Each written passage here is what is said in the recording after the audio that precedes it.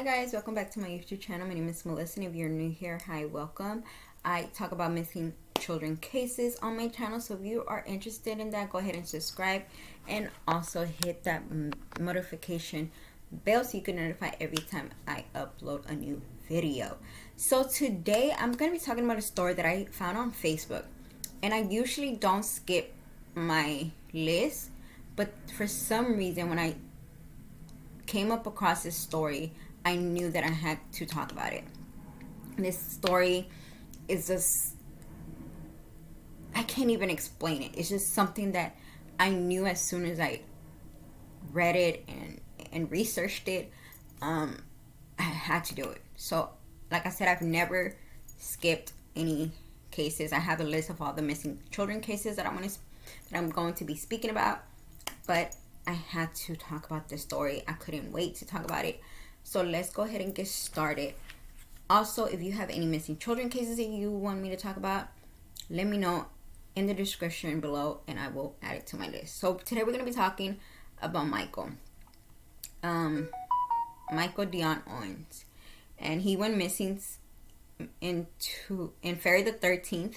I mean, not February. Well, yeah, February the 3rd of 1983.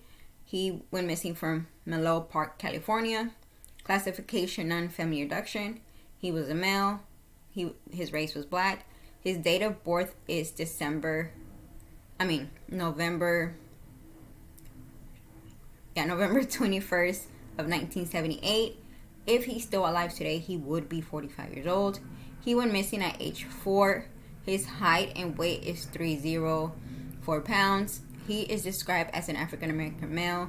Black hair, brown eye. Michael has a scar on his upper portion of his nose. He has a surgical scar on his left rib area. Michael has a lazy eyelid. Some agencies give him middle name as Deshaun or Dashan. He may use the first name Michael. So let's talk about his disappearance. So undefinedly men broke into the Owens family apartment in eastern Menlo Park, California, late the night of February the 3rd of 1983. The intruder entered through a window and attacked and severely beat Michael's mother, Ora Owens. Her 3 sons were at home with her at the time. 2 of the boys slept through the assault, but Michael woke up and walked into the room while the beating was taking place. Ora screamed at him to run away.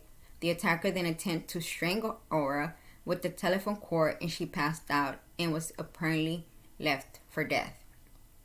Neighbors found her the next day, and she was taken to the hospital where she regained conscience. She had to spend weeks in the hospital recovering from her ordeal. Michael has never been heard from again. Ora only caught a glimpse of her sons, a doctor.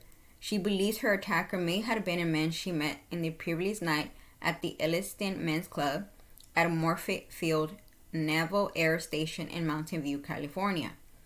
He offered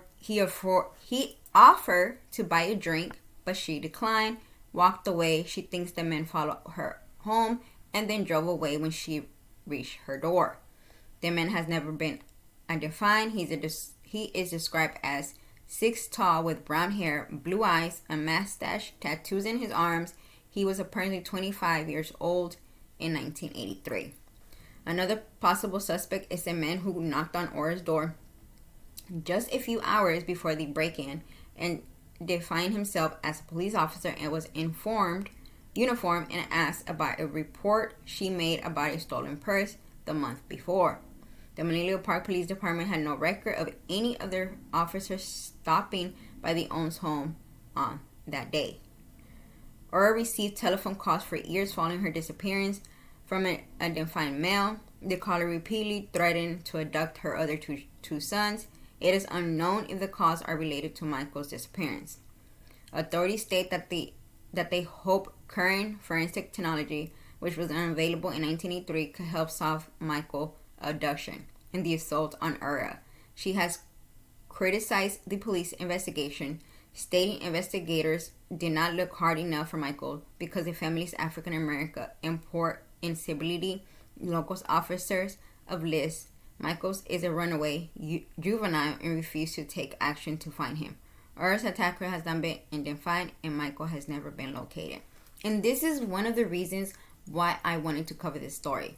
Because what in your right mind as an officer, as a detective, would you sit here and say that a 4-year-old ran away?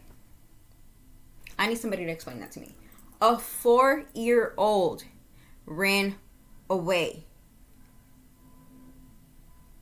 Where's a 4-year-old going to run away? Where?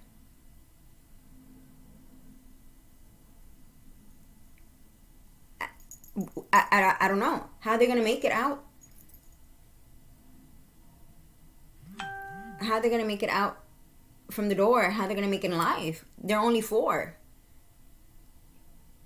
And this is the reason why I wanted to cover this case, because it just blows my mind how some detective just go, that's their first action, the first thing that comes out of their mouth. And I do agree with her. I think that the detective did not do enough because of their race. This is not the first case, and this probably won't be the last. There's cases of African American children that have gone missing, and police don't do enough. I hope that they still have the DNA of the person who attacked her. I hope they still have it, because if they have the DNA of who attacked her, it will lead to the person who took him. Mind you, I don't know why he took the little boy. I mean, he was 4. A 4-year-old cannot describe an adult. That's just my opinion, I think. But I still do hope and pray that they do have the guy's DNA. And I hope that, that they test the DNA and we can finally give this family answers. I don't think it was a police officer. I really am going with the theory that it was probably the man that, went up to her and said, "Hey, can I buy you a drink?" She said no. He probably got mad. Why? I don't know. But I think it had to be him. I think that he got mad because she said no to him. And he must, like she said, he probably followed her home, waited to see what apartment door she was going in, waited, and came to attack her. It had to be someone that was angry. I don't know if there was any. I know there were serial killers around that area at that time, but I don't know if there was any serial killers that were attacking women and abducting children, if that makes any sense. So yeah, I don't know if that's the case, but I do think that it was the person that she denied the drink from. I think he has something to do with it. That's just my opinion. And I just really hope and pray that she gets answers. And that she, hopefully she'll be able to know what happened to her child. And I agree with her. I think that the cops didn't do enough because he was an African American child. And it just blows my mind that the cops will think a 4-year-old will run away. And I think this is one of the reasons why I wanted to do this story. Like I said, I've never skipped any stories. I've always kept, I go in order with all my stories. But this case, just when I saw that the detective thought that a 4-year-old ran away, I was like, yeah, no, I have to do this case. I cannot wait not to do this case. So if anybody knows anything, please contact the police department. I will leave the information in the description below. I need to start doing that with all my cases. But yeah, guys, y'all have a great day, and I hope y'all enjoy yourselves. I hope y'all enjoy your Christmas. If I do not upload during Christmas week, I hope y'all enjoy your Christmas. My daughter's gonna be here for 2 weeks, so I may not be able to. but I will try my best. I do appreciate every single one of y'all. I love y'all. I am so thankful for y'all, and I just want to be able to keep growing my business and my channel, because I am passionate about this. I am passionate about talking about these little angels who do not have a voice, and I want to be their voices, and I want to help these family that deserve answer. So if you have any cases you want me to talk about, cases that you think didn't get a lot of media coverage, please let me know, and I will definitely be writing it down on my list and hopefully talk about it soon.